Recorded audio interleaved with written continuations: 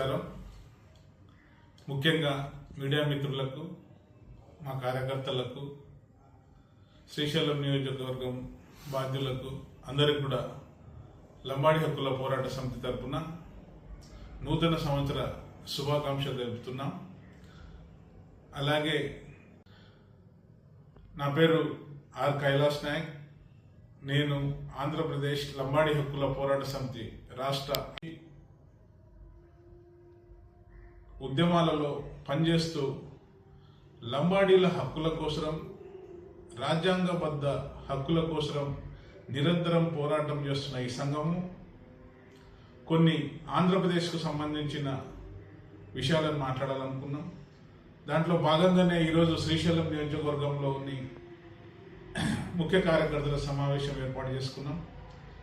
అయితే ఇక్కడ ముఖ్యం శ్రీశైల దేవస్థానం గురించి మాట్లాడాలంటే భారతదేశం మొత్తం మీద 15 కోట్ల జనాభా కలిగిన బంజారా, లంబాడి, సుగాలి ఇట్లా రకరకాలుగా సిరికిబంద్, బాజీగర్, లభాని రకరకాల పేర్లతో సమాజం మమ్మల్ని పిలుస్తున్నాం. మేము గ్వార్ సమాజము. దాదాపు 15 కోట్ల జనాభా ఉన్నాము.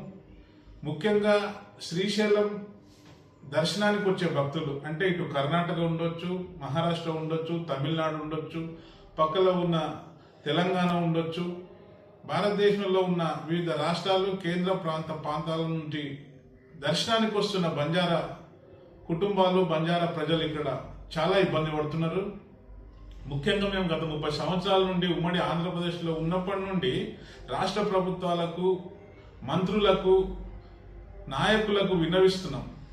శ్రీశైలం నందు బంజారాలకు విశ్రాంతి భవనం ఏర్పాటు చేయండి అని చెప్తున్నాం. గత 30 సంవత్సరాల నుండి పోరాడుతున్నా కూడా బంజారాలకు సంబంధించిన వసతి, విశ్రాంతి నిలయము శ్రీశైలంలో లేనందుకు చాలా చింతిస్తున్నాం. అందుకే మేము పాలకులకు చెప్తున్నాం, ఇక్కడ మా వాళ్ళు వివిధ రాష్ట్రాల నుంచి శ్రీశైలం దేవస్థానం దర్శించుకోవడానికి వచ్చే వాళ్లకు భాష ఒక ఇబ్బందిగా మారుతుంది. అంటే ఇక్కడ తెలుగులో మాత్రమే మాట్లాడతారు శ్రీశైలం దగ్గర. ఇక్కడ వచ్చిన వాళ్ళకి ఆ భాష ప్రాబ్లం వల్ల ఇక్కడ దేవస్థానంలో దర్శనాలకైతేనేమి, వసతులకైతేనేమి విచారణ జరపకుండా చెట్ల కింద, బస్టాండ్లలో, ఎక్కడెక్కడో గుళ్ళల్లో ఉంటూ విశ్రాంతి తీసుకొని దర్శనం చేసుకొని గత దశాబ్దాలుగా జరుగుతున్న కార్యక్రమం ఇది. మేము అందుకే ఇప్పుడున్న ఉమ్మడి ఆంధ్రప్రదేశ్లోని ఆంధ్రప్రదేశ్ ముఖ్యమంత్రులు నారా చంద్రబాబు గారికి, అలాగే పవన్ కళ్యాణ్ గారికి, అలాగే బీజేపీ నాయకులకు ఒకటే చెప్తున్నాం, అయ్యా భారతదేశం మొత్తం మీద ఉన్న 15 కోట్ల జనాభా కలిగిన మేమంతా కూడా హిందువులము. మరి హిందువులమైన మాకు శ్రీశైల దేవస్థానంలో కనీసము వసతి ఏర్పాటు లేకుంటే మరి ఎట్లా అని అడుగుతున్నాం. అందుకే రాష్ట్ర ప్రభుత్వం ఇప్పుడైనా ఉమ్మడి మన కర్నూలు జిల్లా, నంద్యాల జిల్లాలో ఉన్నటువంటి శ్రీశైల దేవస్థానానికి బంజారా భవన్ ఏర్పాటు చేయాలని చెప్తున్నాం. బంజారా భవన్ కూడా రాష్ట్ర ప్రభుత్వ నిధులతో, ట్రైబల్స్ కు సంబంధించిన నిధులతో ప్రభుత్వమే నిర్మాణం చేసి ప్రభుత్వ ఆధీనంలోనే పెట్టుకొని భారతదేశం నుంచి వస్తున్న యాత్రికులు, బంజారా యాత్రికుల కోసం వసతి నిలయం ఏర్పాటు చేయాలని ప్రభుత్వానికి మేము విజ్ఞప్తి చేస్తున్నాం. అలాగే ఇక్కడ నివసిస్తున్నటువంటి దాదాపు శ్రీశైలం గుడి పక్కలే తాండా ఉంది. తాండాలో 100 కుటుంబాలు ఉన్నాయి లంబాడీలవి. లంబాడీలకు ఇక్కడ ఉన్న దేవస్థానము ఈ మధ్య ఏర్పాటు జరిగిన కమిటీ చిన్న చూపు చూస్తుందని కూడా అనుకుంటున్నాం. ఎందుకంటే ఇక్కడ చెంచులు ఉన్నారు, లంబాడీలు ఉన్నారు. చెంచు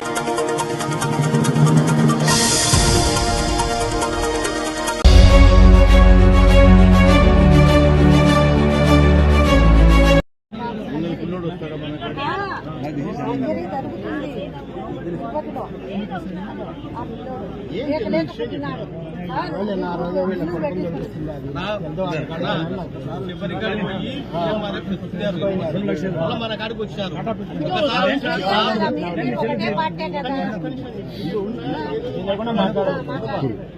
ఏదో మాట్లాడితే ఇబ్బందులు వస్తాయి. అర్థం చేసుకో తల్లి చెప్పేది. చెప్పేది వినకపోతే ఎట్లా అర్థమవుతుంది నీకు? నువ్వు ఎంతసేపు ఉన్నా నువ్వు వేరే విధంగా ఆలోచిస్తున్నావు. నువ్వు ఉంటావా ఇంటావా లేదా? నేను నువ్వు గట్టి కడుతున్నావు, నన్ను సమాజ్ చేస్తున్నావా? ఎవరనుకుంటున్నావు నాతో?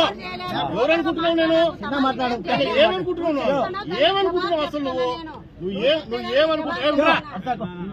అసలు నువ్వు ఏమనుకుంటున్నావు నన్ను? ఏంది నీ గమెంట్ ఏంది? నాకు అర్థం కాదు. నీ గమెంట్ ఏంది? ఏంది నీ గమెంట్ ఉంటున్నా నా కాడ? వినడం లేదే, వినడం లేదే.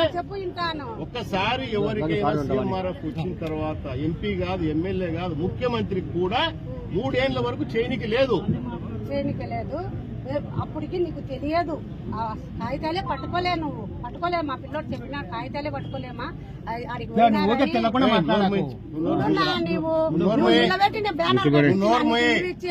నేను నా ఇంటికి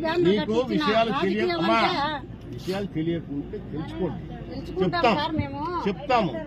మాకు తెలియకుంటే మేము కూడా అడిగి తెలుసుకుంటుంటాం. మాకు కూడా అన్ని తెలియాలని ఏం లేదు. చెప్పినప్పుడు అర్థం చేసుకోవాలి. కానీ నువ్వేదో ఊర్లో అందరి ముందర పబ్లిక్ ముందర వచ్చి ఎమ్మెల్యే క్వశ్చన్ చేసినా అవి చేసినా నువ్వే వచ్చిండొచ్చు. మళ్ళీ ఊరికి ఎందుకు రాగా? నువ్వే వచ్చి అడిగిండొచ్చు. నువ్వు ఇప్పుడు ఊర్లో అంటే ఒక 50 మంది 100 మంది ఉంటే లేదా రచ్చ పెడితే నువ్వు రచ్చ పెడితే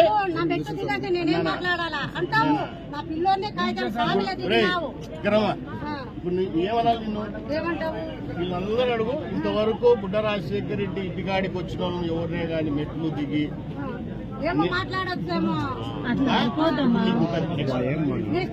నీకే ఉంటుంది.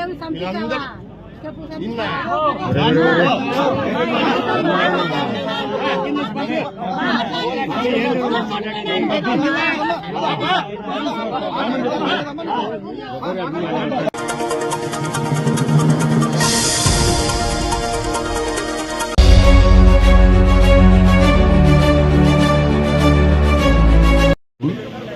ముందుగా వేదికను అలంకరించి శ్రీశైలం గౌరవనీయులైన శ్రీశైలం నియోజకవర్గం ఎమ్మెల్యే గారు శ్రీ బుడ్డ రాజశేఖర రెడ్డి గారికి, ఇతర పెద్దలకి, అధికారులకి, అలాగే ఇక్కడికి వచ్చిన రైతులకి, గ్రామస్తులందరికీ కూడా నమస్కారం.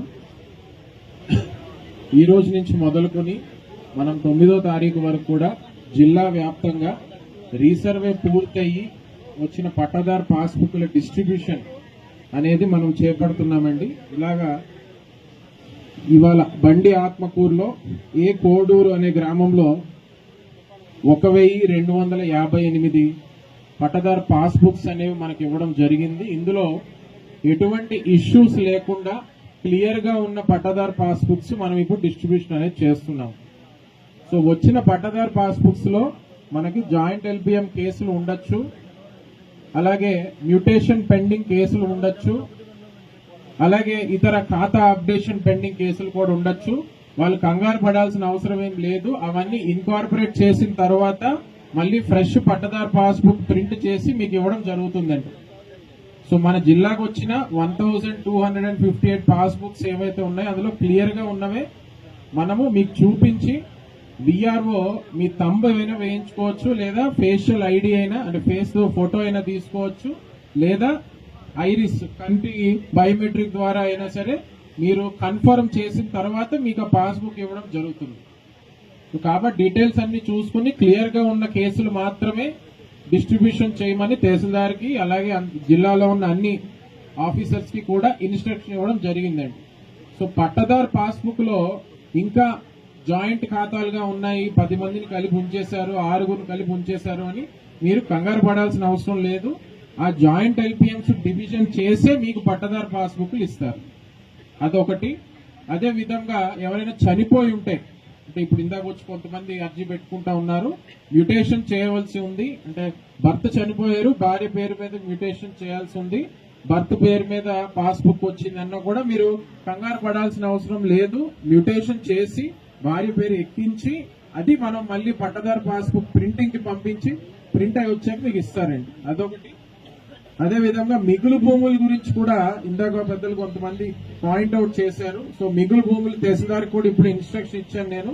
ఈ విలేజ్ లో ఎన్నైతే మిగులు భూమి ఖాతాలు ఉన్నాయో ఆ మిగులు భూమి ఖాతాలన్నీ కూడా మనం రెక్టిఫై చేసుకోవచ్చు.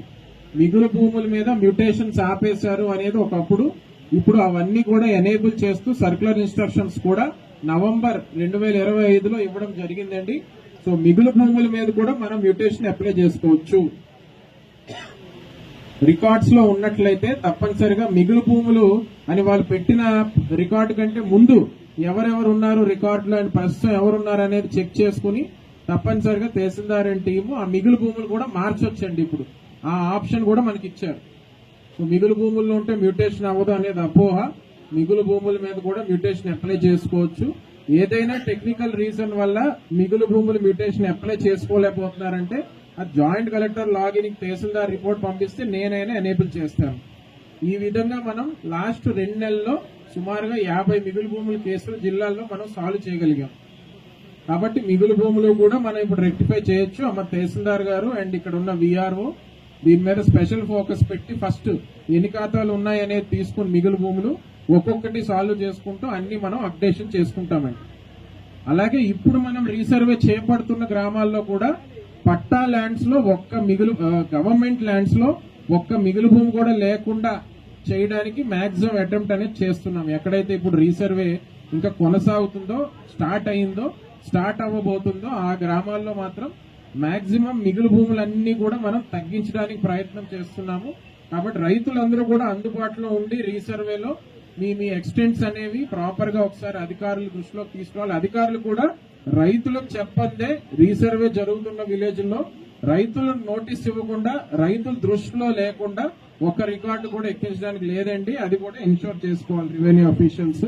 ఈ విధంగా బండి ఆత్మకూరు మండలంలో 3640 పాస్బుక్స్ నియోజకవర్గం వైజ్ గా చూసుకుంటే శ్రీశైలం నియోజకవర్గంలో 7788 పాస్బుక్స్, ఆలగడ్డ కాన్స్టిట్యున్సీలో 14,981, నందికొట్కూరులో 3815, నంద్యాల కాన్స్టిట్యున్సీలో 10,244, బనగానపల్లిలో 8,748, ధోన్ నియోజకవర్గంలో 1,290, పాణ్యం నియోజకవర్గంలో 5,095. ఈ విధంగా జిల్లా వ్యాప్తంగా 52,091 పట్టదారు పాస్బుక్స్ వచ్చినాయి. ఇందులో క్లియర్ గా ఉండి రైతులకు ఎటువంటి సమస్య లేని పాస్బుక్స్ మాత్రమే డిస్ట్రిబ్యూషన్ చేస్తున్నాము.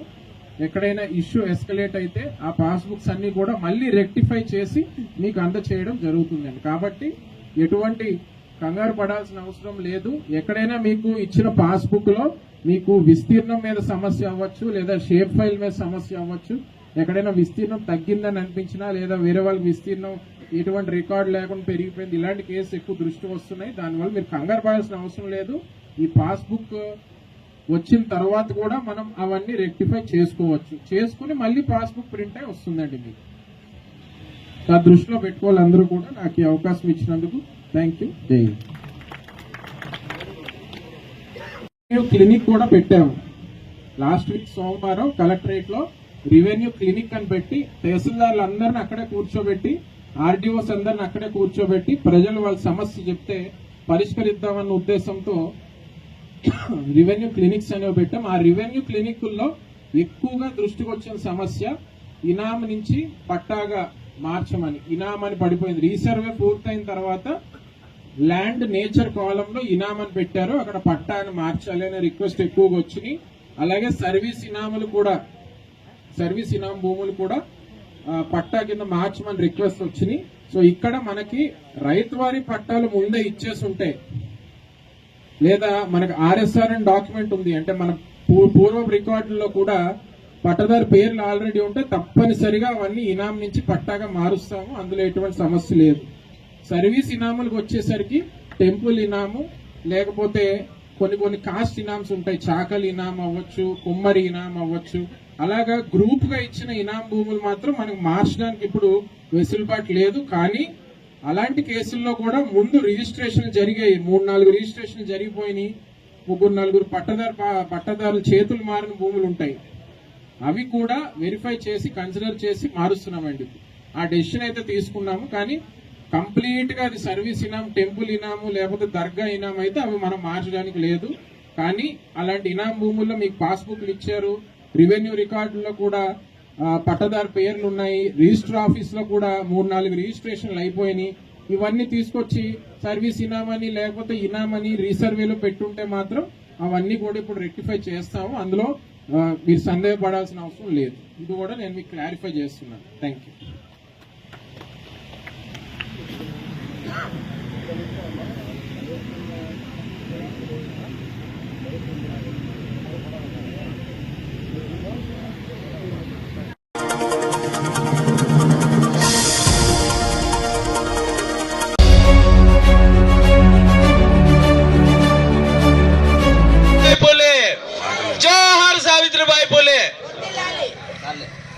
పాఠశాలను ప్రారంభించడం జరిగినది. అలా స్త్రీ అభ్యున్నతి కోసమే తనని ఎంతమంది అవమానిస్తున్నా, తనని అవమానాలకు గురి చేస్తూ తనని ఇబ్బంది పెడుతున్నా తను అనుకున్న లక్ష్యాన్ని సాధించాలనే ఉద్దేశంతో తను వెనక్కి తగ్గకుండా స్త్రీల అభ్యున్నతి కోసమై మరియు స్త్రీల హక్కుల కోసమే అందరితో పోరాడి ఈ రోజు తన స్త్రీల అభ్యున్నతి కోసమే ఆ రోజు పోరాడినందుకే ఈ రోజు స్త్రీలందరూ కూడా ప్రతి రంగంలో పురుషులతో సమానంగా ప్రతి రంగంలో రాణించడం జరుగుతున్నది. ఈ రోజు మహిళలందరూ కూడా ప్రతి రంగంలో ఉద్యోగాలు చేస్తూ సంతోషంగా ఉన్నారంటే ఆ రోజు సావిత్రి బాయి పులే పోరాడడం వల్లనే ఈ రోజు స్త్రీలందరూ కూడా ప్రతి రంగంలో రాణించగలుగుతున్నారు. సావిత్రి బాయి పులే గారికి నా జోహార్లు తెలియజేస్తున్నాను. అలాగే ఇక్కడికి చేరువచ్చిన మహిళలందరికీ నా హృదయపూర్వక ధన్యవాదాలు తెలియజేస్తున్నాను.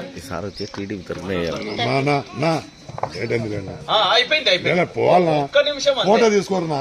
అదే ఒక్కటే నిమిషం ఫోటో రాదు, ఇలా మళ్ళీ పని వేసి అదే ఒక్కటే నిమిషం అన్నా అయిపోయింది.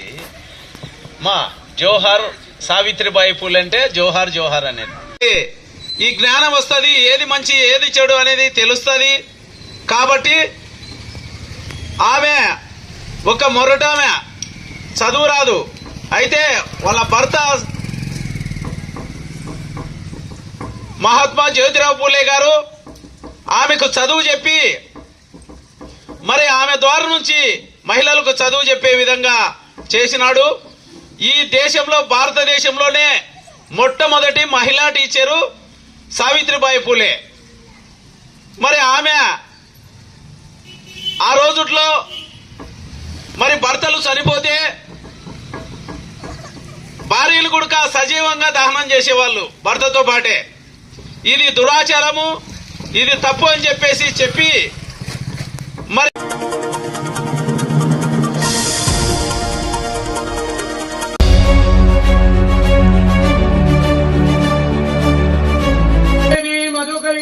ప్రమదని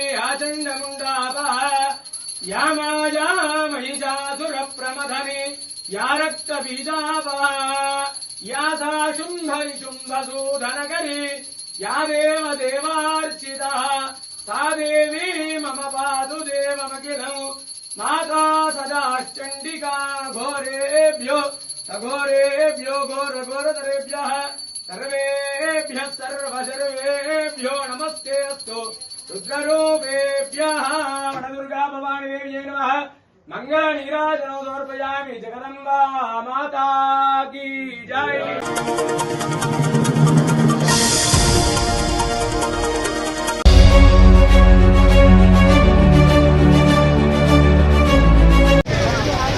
ఏం చెప్పలేదు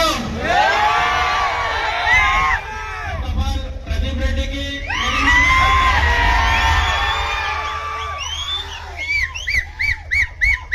ఈ రోజు చాలా మంచి రోజు, ఎందుకంటే ప్రదీప్ గారి పుట్టినరోజు కూడా. ప్రదీప్ గారు మన తెలుగుదేశం పార్టీలో చేరబోతున్నారు. అంటే తెలుగుదేశం పార్టీ అంటే ఈ రోజు నుంచే ప్రదీప్ గారి మీద వర్క్ ఉంటుంది. వైసీపీ పార్టీ వల్ల కాదు. ఈ పార్టీలో పని చేయాలంటే ఖచ్చితంగా 24/7 పని చేయాల్సిందే. అది ప్రదీప్ రెడ్డి అన్న కానీ, ఎన్ఎండి ఫిరోజ్ అన్న కానీ, ఖలీల్ అన్న కానీ, లేకపోతే మన ఏరియా ప్రసాద్ అన్న కానీ, ఎవరైనా కానీ పబ్లిక్ కోసం పని చేసే పార్టీ ఏదైనా ఉంటే ఖచ్చితంగా ప్రదీప్ తో పాటు ఈ రోజు ఎంతమంది జాయిన్ అయ్యారు అందరికీ వెల్కమ్. అందరికీ ఒకటే నేను చెప్తున్నాను, మీరందరూ కష్టపడి పార్టీ కోసం పనిచేయాలి. ఒకటే చెప్తున్నాను, పార్టీ కోసం లాయర్గా ఉండాలి.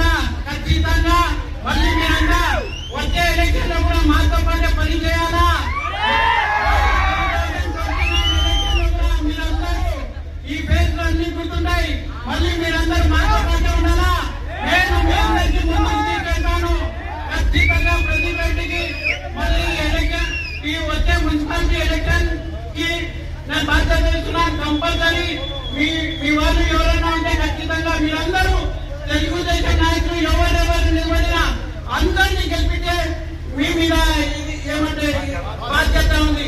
ఖచ్చితంగా నువ్వు గెలిపించుకోవాలా. కంపల్సరీ నువ్వు కానీ నీ యూత్ కానీ ఇంకా మన వాళ్ళు ఎవరైనా ఉన్నా కానీ మనం తెలుగుదేశం పార్టీకి ముందుకు తీసుకోవాలా. నంద్యాల డెవలప్మెంట్ చేయాలా. చాలా మంది చెప్తున్నారు ఫారూక్ గారు ఇది చేశారు అది చేశారని. ఖచ్చితంగా మీరు చూశారు ఫారూక్ గారు ఫ్యామిలీ వాళ్ళందరూ మా సొంత స్థలము పబ్లిక్ కోసం ఇచ్చాం. ఏ రోజు ఎవరు ల్యాండ్ మనం హత్య చేయలేదు, మనమే ఇంకా ఇచ్చినాము. కంపల్సరీ ఫారూక్ గారి కుటుంబం అంటే నంద్యాలలో కాదు రాష్ట్రంలో అందరికీ తెలుసు. వారు వాళ్ళ సొంత స్థలాలు ఇచ్చారు కానీ ఎవరి స్థలాల జోలికి వెళ్ళలేదు. వెళ్ళాము కూడా. అది మాత్రం మీరు రాసుకో పెట్టండి. ఏదన్నా ఉంటే మరి ఒక్కసారి చెప్తున్నాను, మీరందరికీ ఒకటే మాట ఇస్తున్నాను. మీకు ఏ ఇబ్బంది ఉన్నా కానీ ఏం కష్టం వచ్చినా కానీ ఒక్కడంటున్నా తెలుగుదేశం కార్యకర్తలకి మేమంతా అండగా ఉన్నాం. మా కార్యకర్తలు కానీ మా నాయకులు కానీ కంపల్సరీ మీకోసం పనిచేస్తారు. కానీ ఒకడంటున్నాను, మీరు ఎక్కడ కానీ ఇల్లీగల్ యాక్టివిటీస్ లో వెళ్తే మేము ఎవరు ఎంకరేజ్ చేయం. ఏదన్నా న్యాయం కోసం మనం పోరాడతాం, న్యాయం కోసం మనం ముందుకు వెళ్తాం. దానికోసం ఒకటే అంటున్నా, ప్రదీప్ రెడ్డి గారికి మళ్ళీ ఇంకొకసారి స్వాగతం పలుకుంటూ మనం పార్టీ కోసం కష్టపడితే మన పార్టీ గుర్తిస్తుంది, పార్టీ మనకు ముందుకు తీసుకొస్తుంది, పార్టీని ముందుకు వచ్చి మనకు పదవులు కూడా ఇస్తుంది. దానికోసం ముందు పార్టీ కోసం మనం పని చేద్దాం. తెలుగుదేశం జెండా మళ్ళీ నంద్యాలలో రెపరెపలాడాలి. ఎప్పటికీ కానీ తెలుగుదేశం జెండా రెపరెపలాడాలి. దానికోసం మీరు చూస్తున్నారు. మాజీ ఎమ్మెల్యేలాగా కాదు, సండే వచ్చే ఎమ్మెల్యేలాగా కాదు, మనం 24/7 ఇక్కడ ఉండి పని చేసేద్దాం. దానికోసం అంటున్నాను, మనం ఎవరి సైడ్ వాళ్ళది ఉండాలి. మన సైడ్ 24/7 పని చేసే మన సైడ్. వాళ్ళ సైడ్ సండే మండే వచ్చిన సైడ్ వాళ్ళది మనది ఉండదు. ఏ ప్రదీప్ ఇక్కడ నీకు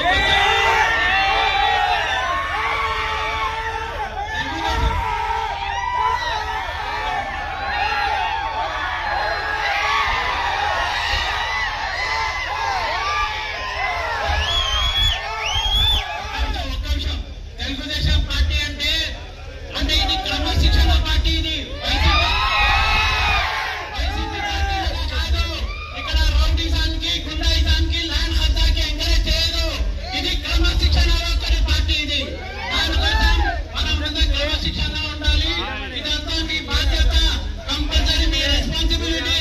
మనమంతా యువతకి ఒక పేరు ఇవ్వాలి, ఒక మంచి మార్గంలో తీసుకెళ్ళాలి. ఇప్పుడే అంటున్నారు నంద్యాలలో చాలా ఇది అవుతున్నాయి కానీ ఇదంతా మనం నంద్యాల ఒకటి మంచి స్థానం, ఒక మంచి ప్లేస్.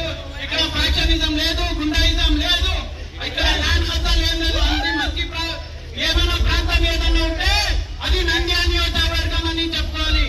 ఏం ప్రదీప్ అట్లా మనమందరం నంద్యాలని ముందుకు తీసుకెళ్ళాలి. దానికోసం మళ్ళీ ఒక్కసారి విషయం వెరీ హ్యాపీ రిటర్న్స్ అవుతారు. Welcome to Telugu Desam party Pradeep.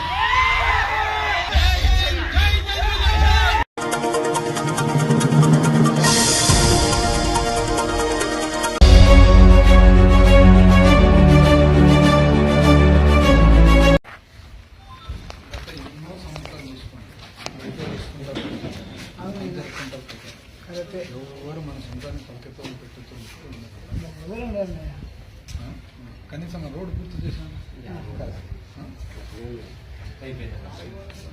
కోట్లు ఖర్చు పెట్టి కింద పని ఎంత అయిపోయింది, పైన కారు ఒక్కటన్నా ఏదన్నా ఒక మంచి ఏ పొద్దులే 1,00,000 రూపాయల పని జరిగిందా? నేను పెద్ద పెద్ద 1,00,000 ఇప్పుడు మనము 350 కోట్లు పెట్టి నీళ్లు తీసుకుంటాం. ఎప్పుడో మొత్తం నియోజకవర్గం అంతా వచ్చేసింది. అట్లాంటిది ఇప్పటికి ఇంకా చిన్నగా పైపు కల్పించుకుంటూ అర్పించుకుంటున్నాం. ఎప్పుడు ఇది 1.5 సంవత్సరం. ఎలక్షన్ అయినాక 3 నెలలకు పూర్తి కావాల్సింది. ఎలక్షన్ ముందరికే బుగానపల్లికి నీళ్లు తెచ్చినాం. బేదంచెర్ల పట్టణానికి నీళ్లు తెచ్చేసాం. అవునా? రోడ్లన్నీ కండ్లాగా చూస్తున్నారు కదా. తాగినవి ఎక్కడన్నా కానీ ఇప్పుడు ఎక్కువ బీసీ కులస్తులు కదా ఉండే, అంత బ్రహ్మాండమైన స్కూల్ కట్టినామే, 3.5 సంవత్సరం అయింది. లోపల కనీసం ఒక కుర్చీ కానీ ఒక మంచం కానీ వేసినారు, ఒక మంచం కానీ కుర్చీ కానీ, ఒక బెడ్షీట్ ఉందా, ఒక దిండు కవర్ ఉందా, ఒక టవల్ ఉందా? కింద బడి కాంపౌండ్ గేట్ ఫోటోలు ఉన్నాయి, బయట గేట్ ఫోటోలు తీసుకున్నారు, వాళ్ళ ఫోటోలు కనిపించారు, గేట్ కనిపించారు. అంటే ఒకటి గుర్తు పెట్టుకునేది ఏమంటే ఏ రోజుకైనా కానీ సొంతమే.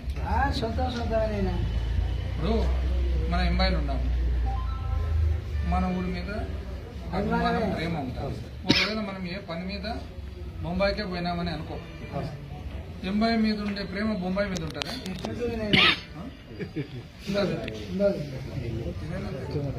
నా సాధ్యమైన కాడికి ఎక్కడ ఉంటే అక్కడ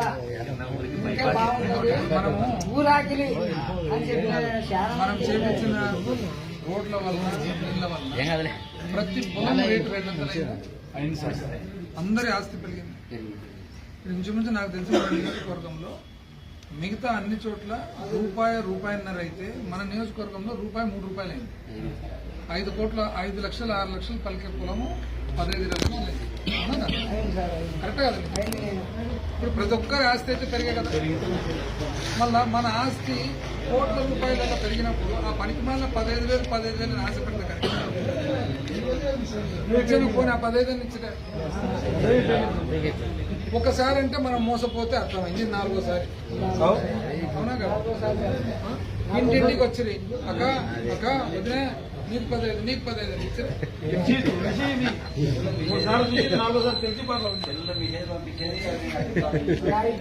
సంవత్సరాలే పొట్టు పంటలేదు, ముందే తెలుసు చంద్రబాబు వచ్చే నాకు ఇచ్చి అందరూ కూడా ఇది 4వసారి మనం మోసపోతున్నాం. 1వసారి అంటే అమాయకులు అనుకోవచ్చు, 2వసారి అంటే పొరపాటు అనుకోవచ్చు, 3వసారి అంటే నాకు తెలిసి 4వసారి అంటే ఇది పిచ్చి అంటారు కదా.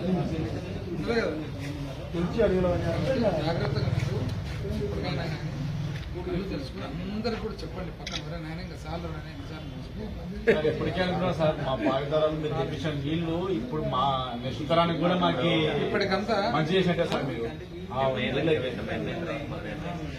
70 years తర్వాత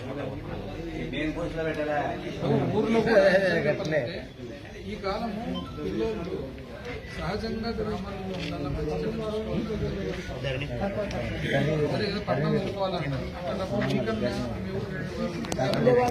ఊర్లో ఉండి ఇంకా ఇప్పటికి కూడా ఊర్లో ఉండి చూసుకోవాలని చాలా తక్కువ మంది ఉన్నాయి. కాబట్టి జాగ్రత్తగా చూసుకోండి వాళ్ళని.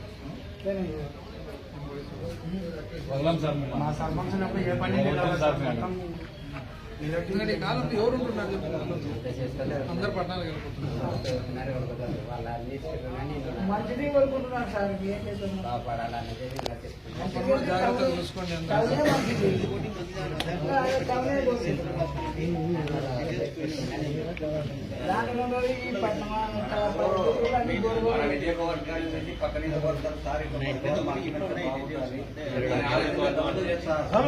అప్పుడు ఎవరితో మాట్లాడండి, అదృష్టవంతులు మీ నియోజకవర్గానికి మంచి నాకు ప్రతి ఒక్కరు కూడా చెప్పినారు.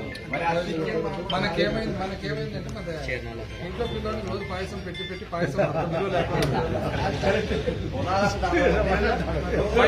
బయట ఒటికారం ఉంది కాబట్టి మన బంధువులు ప్రతి ఒక్క వేరెవరు పోతే అప్పుడు మీకే వచ్చారు. మళ్ళా మన నియోజకవర్గ ప్రజలు ఎవరు పడిపోయినాక అంత బాధపడి పక్కన అంత బాధపడ్డారు. ఏం మీది పోవడం, ఏది మీది పోవడం అని ఎంతమంది